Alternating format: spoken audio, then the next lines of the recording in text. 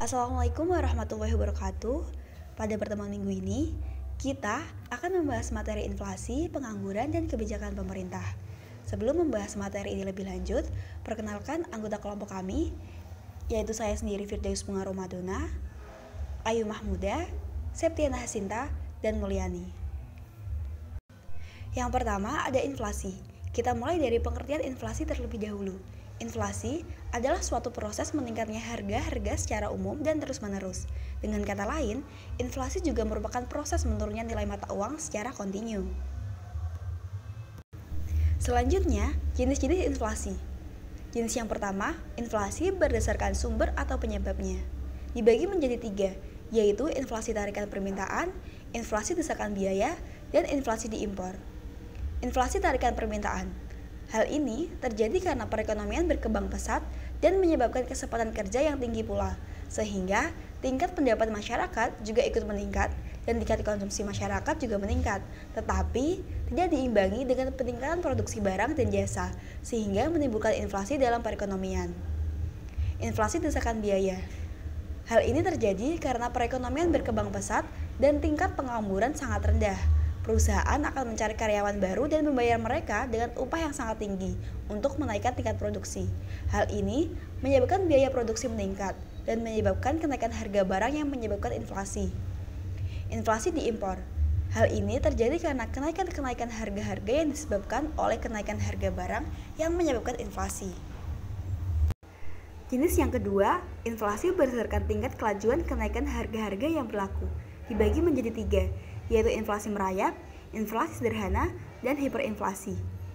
Yang pertama, inflasi merayap, yaitu proses kenaikan harga-harga yang lambat jalannya. Penggolongan kepada inflasi ini adalah kenaikan harga-harga yang tingkatnya tidak melebihi 2 atau 3% setahun. Yang kedua, inflasi sederhana. Secara rata-rata di sebagian negara, tingkat inflasi mencapai 5-10%. Inflasi dengan tingkat yang seperti itu digolongkan sebagai inflasi sederhana atau moderate inflation. Yang ketiga, hiperinflasi, suatu keadaan kenaikan harga-harga dalam perekonomian yang tingkatnya sangat tinggi dan mencapai jauh lebih tinggi dari 10% dan seringkali melebihi 100%. Selanjutnya, efek dari inflasi. Yang pertama, inflasi dan perkembangan ekonomi. Inflasi yang tinggi tingkatnya akan menghambat perkembangan ekonomi. Biaya yang terus-menerus meningkat menyebabkan kegiatan produktif sangat tidak menguntungkan. Maka, dalam situasi seperti ini, pemilik modal biasanya lebih suka menggunakan uangnya untuk tujuan spekulasi. Investasi produktif akan berkurang dan tingkat kegiatan ekonomi akan menurun. Sebagai akibatnya, lebih banyak pengangguran akan terwujud. Yang kedua, inflasi dan kemakmuran masyarakat. Di samping menimbulkan efek buruk ke atas bagi kegiatan ekonomi negara, inflasi juga menimbulkan efek-efek yang buruk kepada individu dan masyarakat. Yang pertama, inflasi akan menurunkan pendapatan real orang-orang yang berpendapatan tetap. Inflasi menurunkan upah real individu-individu yang berpendapatan tetap karena pada umumnya kenaikan upah tidaklah secepat kenaikan harga-harga. Yang kedua, inflasi akan mengurangi nilai kekayaan yang berbentuk uang. Sebagian kekayaan masyarakat disimpan dalam bentuk uang, simpanan di bank, simpanan tunai, simpanan dalam masyarakat, simpanan dalam institusi-institusi keuangan lain merupakan simpanan keuangan. Nilai realnya akan menurunkan apabila inflasi berlaku. Yang ketiga, memperburuk pembagian kekayaan. Inflasi menyebabkan pembagian pendapatan di antara golongan berpendapatan tetap dengan pemilik-pemilik harta tetap, dan penjual atau pedagang akan semakin menjadi tidak merata. B. Pengangguran. Pengertian pengangguran. Pengangguran adalah keadaan tanpa pekerjaan yang dihadapi oleh segolongan tenaga kerja yang telah berusaha mencari pekerjaan tetapi tidak memperolehnya. Individu yang menghadapi masalah tersebut dinamakan penganggur. Jenis-jenis pengangguran. 1. Jenis pengangguran berdasarkan penyebabnya. A. Pengangguran normal atau friksional adalah pengangguran yang disebabkan adanya kesulitan mempertemukan antara pihak yang membutuhkan tenaga kerja dengan pihak yang memiliki tenaga kerja atau angkatan kerja. B. Pengangguran siklikal adalah pengangguran yang disebabkan kemunduran ekonomi yang menyebabkan perusahaan tidak mampu menampung semua pekerja yang ada. C. Pengangguran struktural adalah pengangguran yang disebabkan oleh penganggur yang mencari lapangan pekerjaan tidak mampu memenuhi persyaratan yang ditentukan pembuka lapangan kerja. D. Pengangguran teknologi adalah pengangguran yang disebabkan perkembangan atau pergantian teknologi. Perubahan ini dapat menyebabkan pekerja harus diganti untuk tidak menggunakan teknologi yang ditetapkan. 2. Jenis pengangguran berdasarkan cirinya. A. Pengangguran terbuka. Tenaga kerja yang sungguh-sungguh tidak memiliki pekerjaan. Pengangguran jenis ini cukup banyak karena memang belum mempunyai pekerjaan padahal telah berusaha secara maksimal. B. Pengangguran tersembunyi. Tenaga kerja yang tidak bekerja secara optimal karena suatu alasan tertentu. C. Pengangguran bermusim. Pengangguran akibat siklus ekonomi yang berfluktuasi karena pergantian musim. D. Setengah menganggur.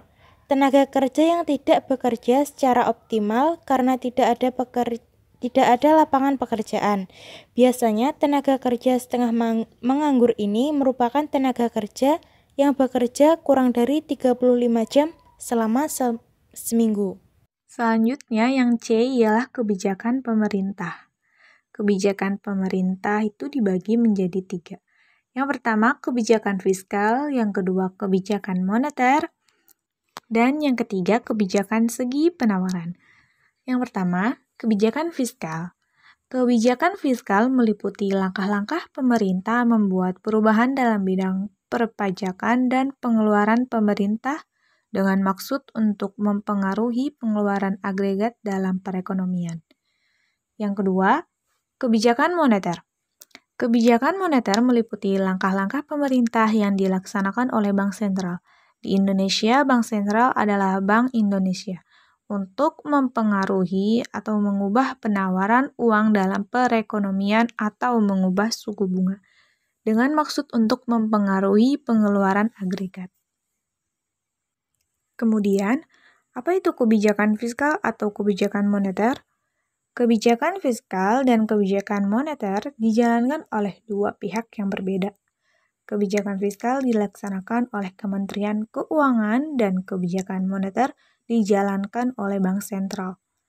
Kedua institusi ini haruslah menyesuaikan kebijakan ekonominya dalam mengatasi masalah yang dihadapi. Apabila tidak demikian, yaitu apabila langkah mereka menimbulkan efek yang bertentangan, yaitu satu pihak menjalankan langkah-langkah untuk mengatasi inflasi dan pihak lainnya menjalankan kebijakan mengatasi pengangguran. Kebijakan yang bertentangan ini tidak akan mencapai tujuannya. Untuk meningkatkan keefektifan kebijakan pemerintah masing-masing institusi di atas perlu menjalankan hal berikut. 1. Untuk mengatasi pengangguran, Bank Sentral perlu menurunkan suku bunga dan Kementerian Keuangan menambah pengeluaran pemerintah yang dapat diikuti pula dengan pengurangan pajak.